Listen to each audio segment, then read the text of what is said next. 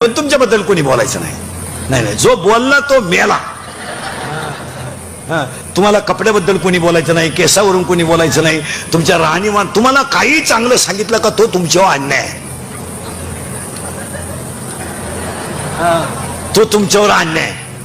हळद लागली नवरदेवाला, नवरी पळून गेली, तरी तुम्हाला कोणी बोलायचं नाही. घडलेत का नाही अशी किस्से? नवरदेवाला हळद लागली आणि नवरी पळून गेली. नवरीच्या आईला माहित नव्हतं, माहित नव्हतं.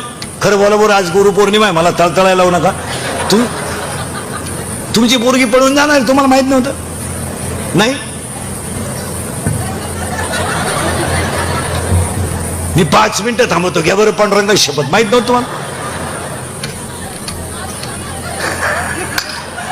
माहित नव्हतं?